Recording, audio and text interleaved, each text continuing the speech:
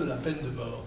Il me semble que c'est une formule qui correspond à la justice, l'équilibre entre les crimes et leur punition. La peine a, je rappelle, non seulement comme mission de sanctionner la faute, mais surtout de servir d'exemple, d'empêcher qu'elle ne se diffuse ou qu'elle ne récidive. On sait par exemple dans le cas des criminels sexuels que la récidive est pratiquement automatique. Et il est bien évident que si la peine de mort est appliquée à ceux qui, après les avoir torturés, violent des enfants, les massacres, évidemment, ils n'auront plus l'occasion de le faire, ni d'être libérés dans 5 ou 10 ans pour recommencer comme ils l'ont fait tout à fait récemment.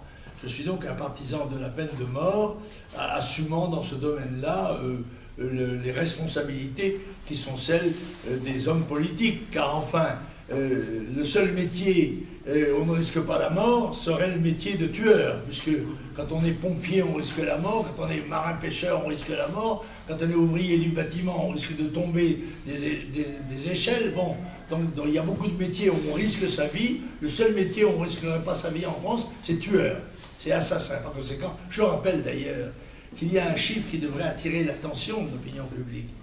C'est celui de 93 détenus qui se sont suicidés l'année dernière en prison. 93 détenus se sont appliqués à eux-mêmes, en quelque sorte, la peine de mort. Et je vous rappelle la lettre de, je crois que c'est Buffet à Pompidou, n'est-ce pas, condamné à mort, la lettre de Buffet: Monsieur le Président, ne me volez pas ma mort. Voilà.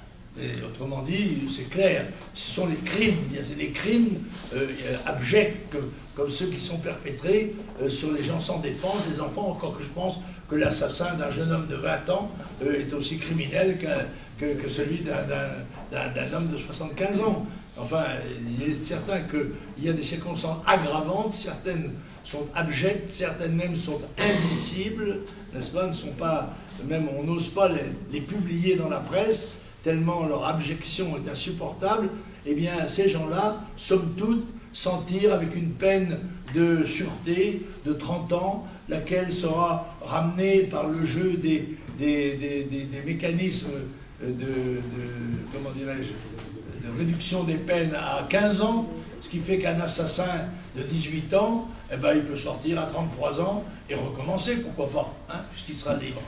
Je pense qu'il y a l'élimination d'un certain nombre de criminels dangereux. Je rappelle encore une fois que la mission de la société n'est pas la vie des assassins, dont on va exposer celle de leurs parents, leurs antécédents, la maman qui buvait, le papa alcoolique, etc. etc.